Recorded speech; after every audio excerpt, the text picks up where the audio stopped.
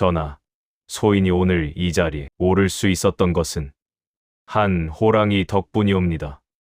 수백 명의 신하들이 지켜보는 가운데 한 젊은 무관이 왕 앞에서 충격적인 고백을 하였습니다. 전각 안이 순간 싸늘하게 굳어졌고 여기저기서 비웃음이 새어 나왔습니다.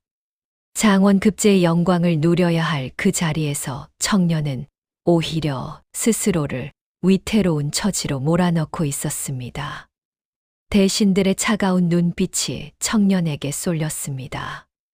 과연 이 청년의 말을 믿어줄 사람이 있을까요? 그리고 그 호랑이와 청년 사이에는 대체 어떤 사연이 숨어 있는 것일까요? 6070 야담에 오신 것을 환영합니다.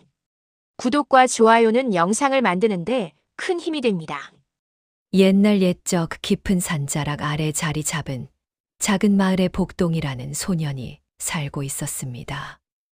복동이의 아버지는 복동이가 어린 시절 병으로 세상을 떠났고 홀어머니는 삭바느질로 하루하루를 버텨나가고 있었습니다. 집안 형편이 워낙 가난하여 복동이는 10살이 되던 해부터 매일 산에 올라 나무를 해다 팔았습니다. 어느 늦가을이었습니다. 산에는 찬바람이 불기 시작하고 마른 낙엽이 바스락거리며 발밑에서 부서졌습니다. 복동이는 등에 한 짐 가득 나무를 지고 산을 내려오던 참이었습니다. 해가 서쪽으로 기울어 산 그림자가 길게 뻗어 있었고 숲속은 벌써 어스름이 내려앉고 있었습니다. 그때였습니다.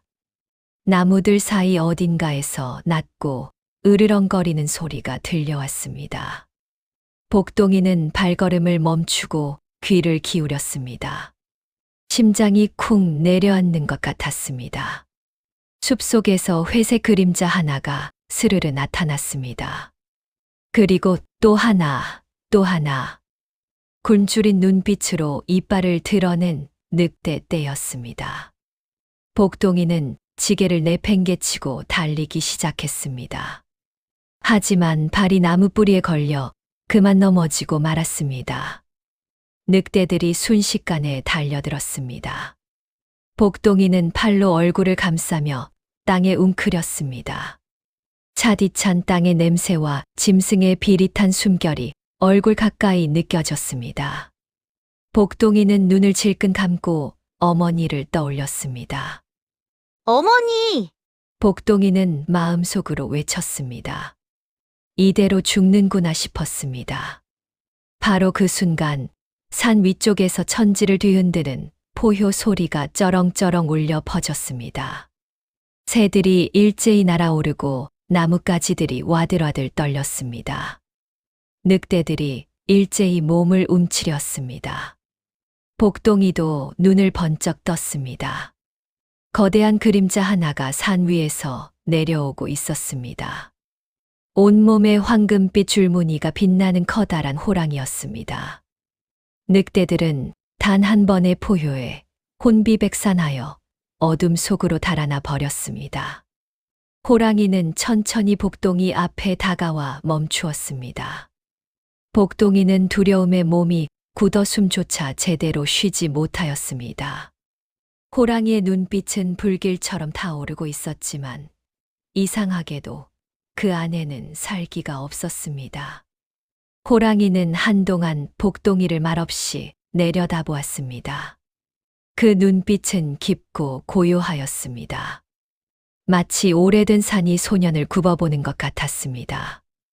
복동이는 온몸이 굳어 꼼짝도 할 수 없었습니다.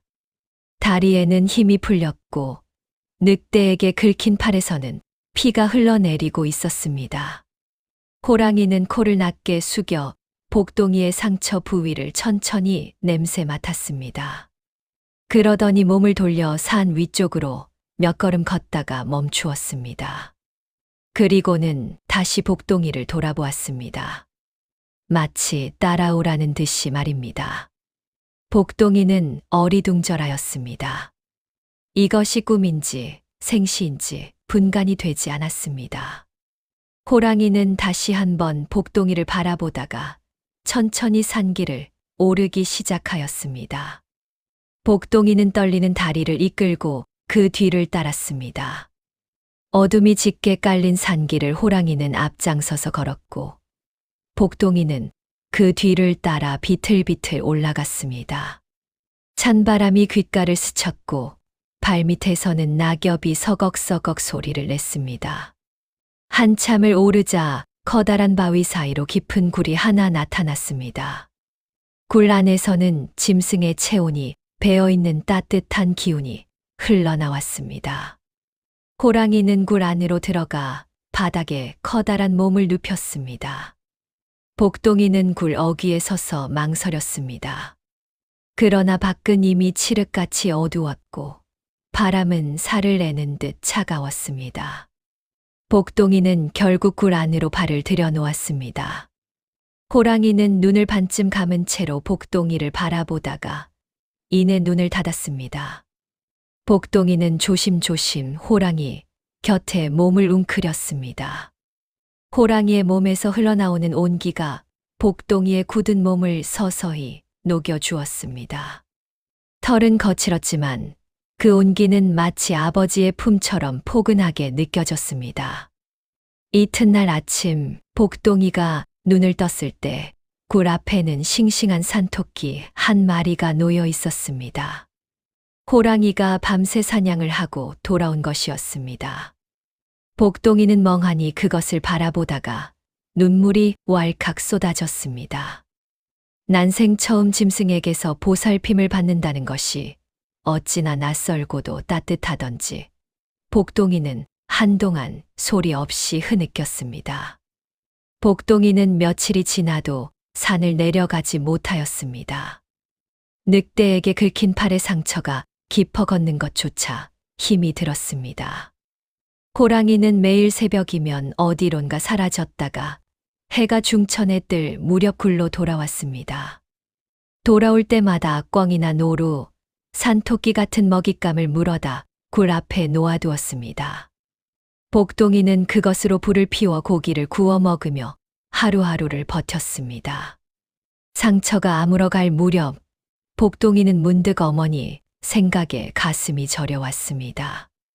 홀로 삭바느질을 하며 자식을 기다릴 어머니를 생각하니 눈물이 앞을 가렸습니다. 복동이는 산을 내려가려 몇 번이나 굴을 나섰습니다. 그러나 번번이 눈 덮인 산길이 앞을 가로막았고 어린 몸으로는 길을 찾기가 어려웠습니다. 그렇게 첫 번째 겨울이 지나갔습니다. 봄이 오자 산은 온통 새 생명으로 가득 찼습니다. 진달래가 붉게 피어났고 계곡에는 맑은 물이 졸졸 흘러내렸습니다.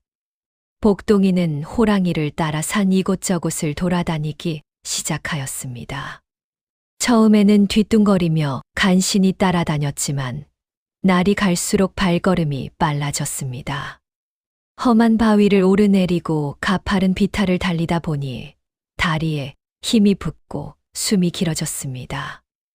호랑이는 가끔 복동이 앞에서 먹잇감을 사냥하는 모습을 보여주었습니다. 몸을 낮추고 숨을 죽이며 기회를 기다리다가 단번에 달려드는 그 모습은 가히 경이로웠습니다. 복동이는 그 모습을 보고 또 보며 마음속 깊이 새겨두었습니다. 두려움을 누르고 한 번에 결판을 내는 그 담력이야말로 진정한 힘이라는 것을 어린 복동이도 어렴풋이 느끼고 있었습니다. 여름이 지나고 두 번째 겨울이 왔습니다. 복동이는 이제 제법 산을 잘 탔습니다. 굵어진 팔다리에는 단단한 근육이 붙었고 눈빛도 맑고 강해졌습니다. 산에서의 혹독한 나날이 소년의 몸과 마음을 조금씩 단련시키고 있었습니다. 밤이면 호랑이 곁에 누워 별이 쏟아지는 하늘을 바라보며 복동이는 아버지와 어머니를 그리워하였습니다. 그리움이 쌓일수록 복동이의 마음속에는 언젠가 반드시 마을로 돌아가겠다는 다짐이 더욱 깊어져 갔습니다. 세 번째 봄이 찾아왔습니다. 복동이는 어느새 훌쩍 자라 소년의 티를 벗어가고 있었습니다. 어깨는 넓어졌고 목소리는 굵어졌습니다. 산에서의 생활이 몸을 빚어낸 것이었습니다.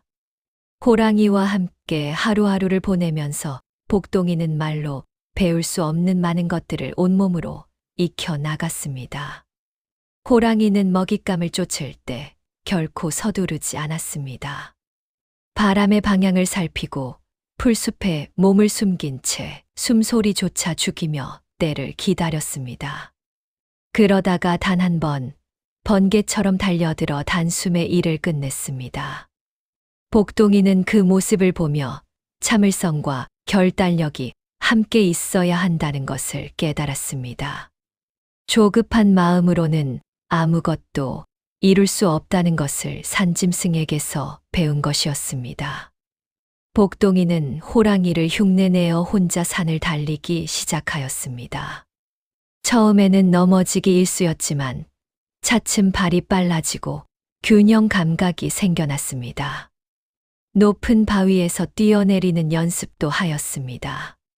처음 뛰어내렸을 때는 두 무릎이 후들거려 한참 동안 일어나지 못하였습니다.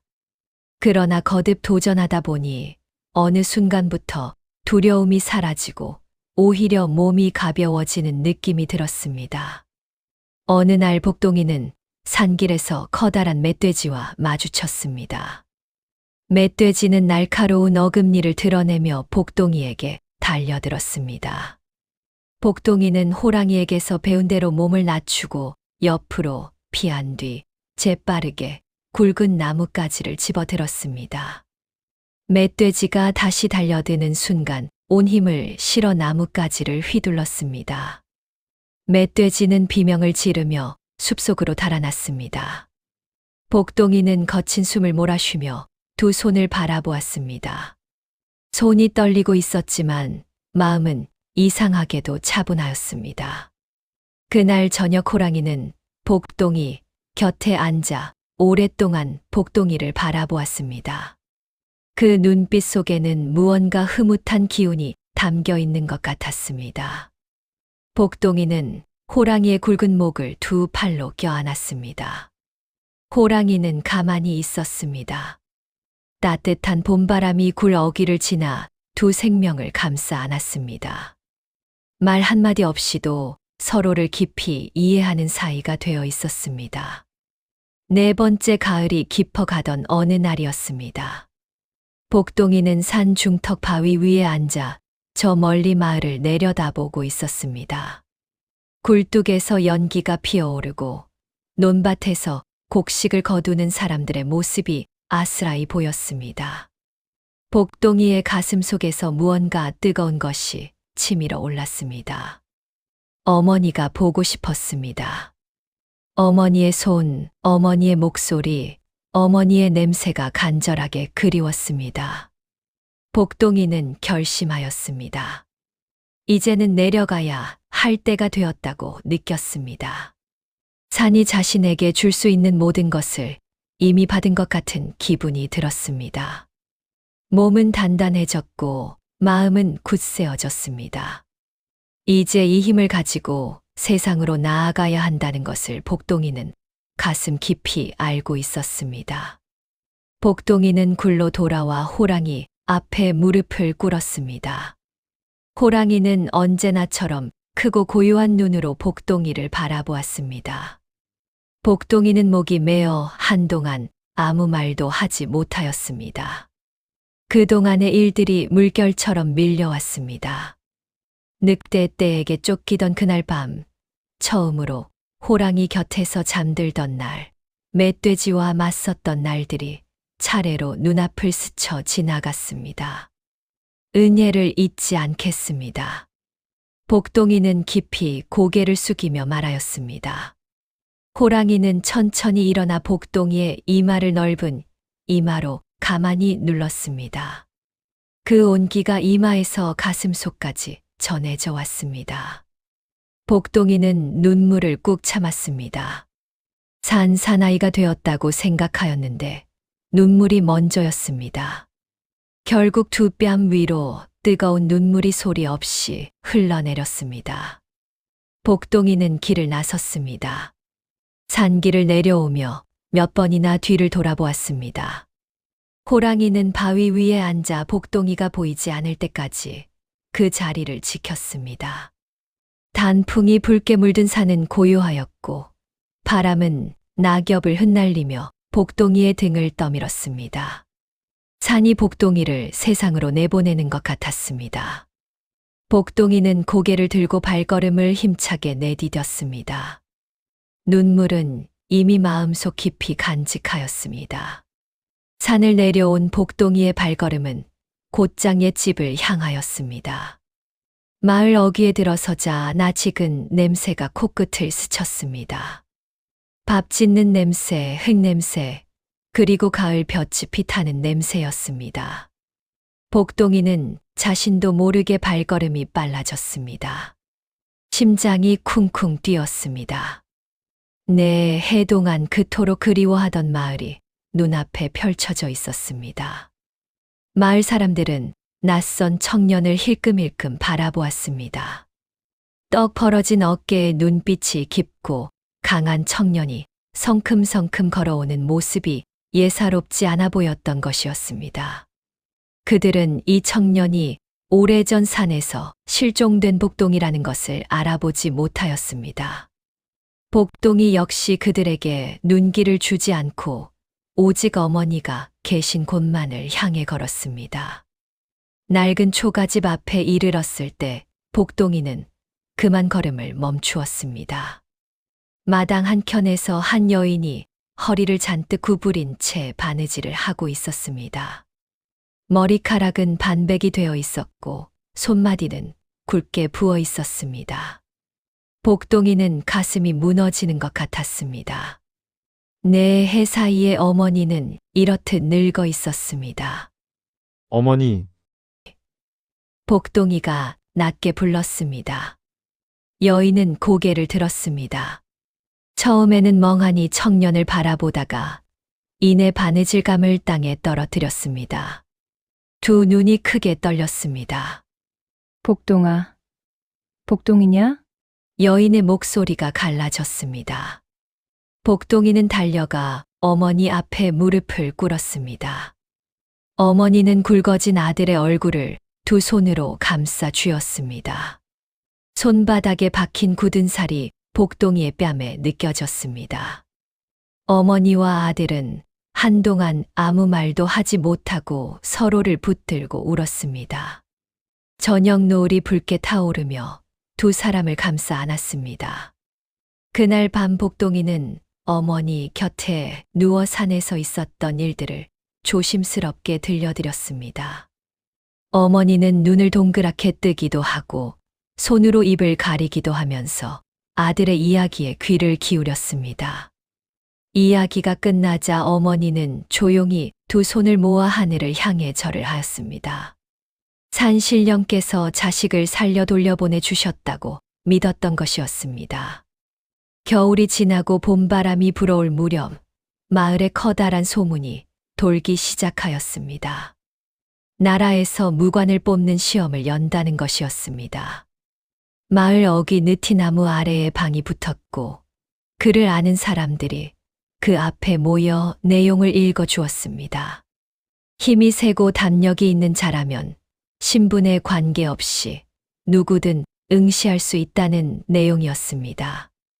마을 사람들은 저마다 수군거렸습니다. 대장간 아들도 나간다 하고 옆마을 씨름 장사도 준비한다는 소문이 들려왔습니다.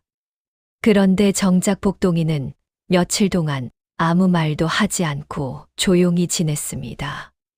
아침 일찍 뒷산에 올라 몸을 단련하고 저녁이면 어머니 곁에 앉아 말없이 먼 산을 바라보았습니다. 어머니가 먼저 입을 열었습니다. 복동아, 내 생각은 어떠하냐? 복동이는 잠시 말이 없다가 천천히 대답하였습니다. 어머니, 소자가 산에서 익힌 것들이 세상에 쓸모가 있는지 한번 알아보고 싶습니다. 어머니는 아들의 눈빛을 오래 바라보았습니다. 그 눈빛 속에는 두려움이 없었습니다. 산에서 돌아온 뒤로 아들의 눈은 늘 저렇듯 깊고 고요하였습니다. 어머니는 말없이 고개를 끄덕였습니다. 복동이는 이튿날 새벽부터 본격적으로 준비에 들어갔습니다. 산에서 단련된 몸이었지만 시험에는 활쏘기와 말타기도 있었습니다. 마을 훈장 어른께 찾아가 예를 갖추고 도움을 청하였습니다. 훈장 어른은 복동이의 눈빛과 체격을 보고는 고개를 끄덕이며 활 쏘는 법을 가르쳐 주었습니다. 처음 활을 잡던 날, 복동이의 손은 어색하기 그지없었습니다. 시위를 당기는 힘은 충분하였으나 겨냥이 영 맞지 않아 화살은 번번이 엉뚱한 곳으로 날아갔습니다. 그러나 복동이는 낙담하지 않았습니다. 호랑이가 먹잇감을 노릴 때 결코 서두르지 않던 모습이 떠올랐습니다. 숨을 고르고 눈을 가늘게 뜨고 바람의 흐름을 느끼며 시위를 당겼습니다. 열흘이 지나자 화살은 어김없이 관역 한가운데를 꿰뚫기 시작하였습니다. 궁궐 안은 온통 환한 빛으로 가득하였습니다. 높고 웅장한 전각 아래 수많은 신하들이 도열해 있었고 그 한가운데 복동이가 무릎을 꿇고 앉아 있었습니다. 비단 옷을 걸친 대신들 사이에서 복동이의 모습은 단출하였지만 그 눈빛만큼은 누구에게도 뒤지지 않았습니다. 왕께서 용상에서 내려다보시며 흐뭇한 미소를 지으셨습니다. 내가 이번 무과에서 장원을 한복동이라 하였느냐. 어찌 그리 뛰어난 힘과 담력을 갖추게 되었는지 짐에게 말해보거라.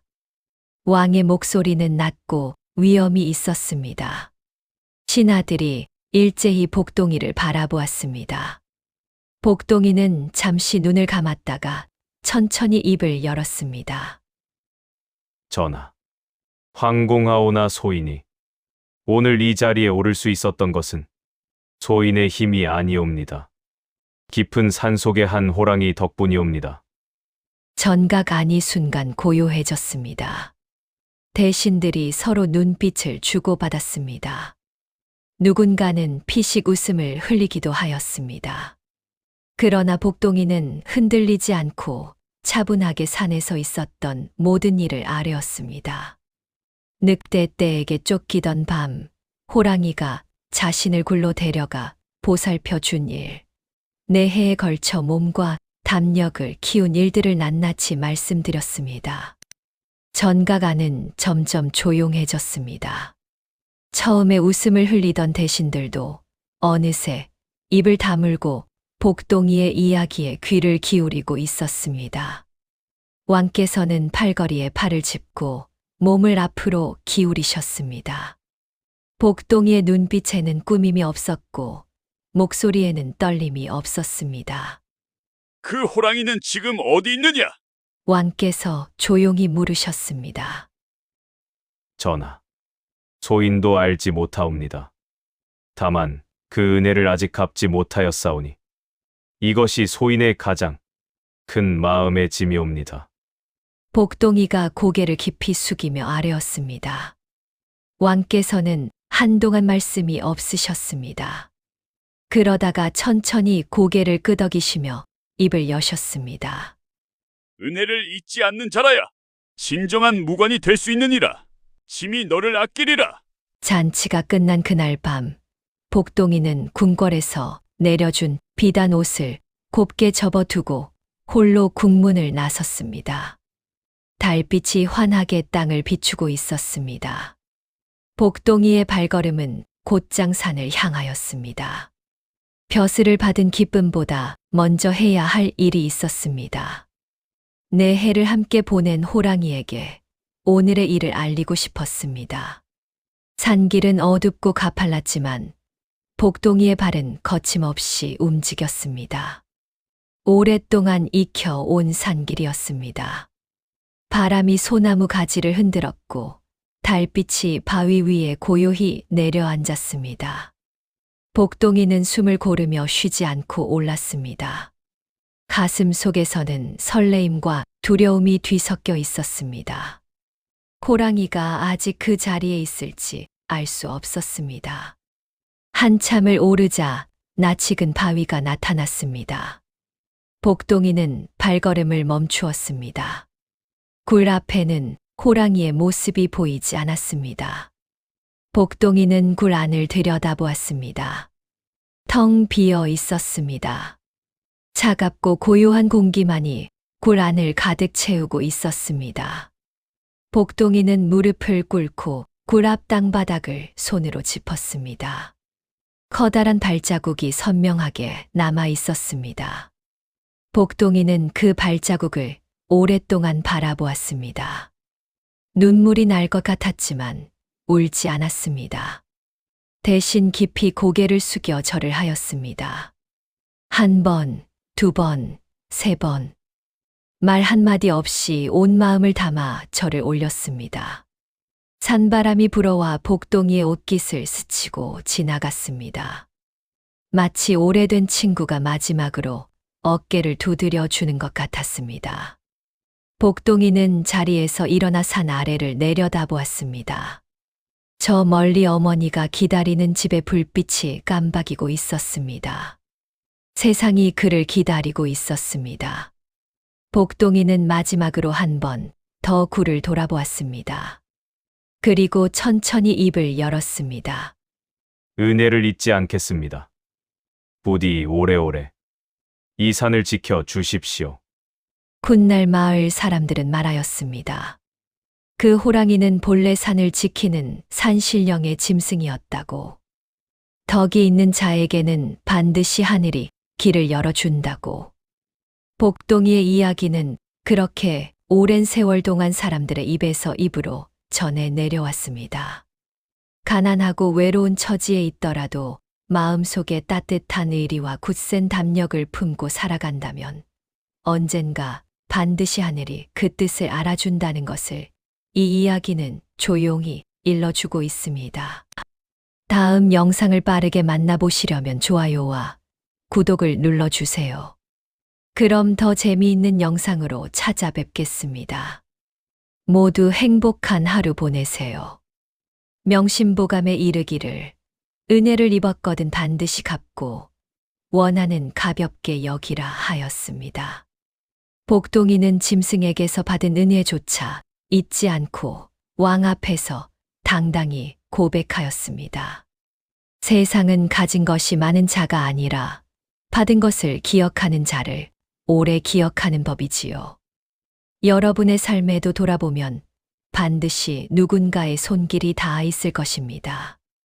그 은혜를 기억하는 마음이야말로 가장 큰 덕이 아닐까요?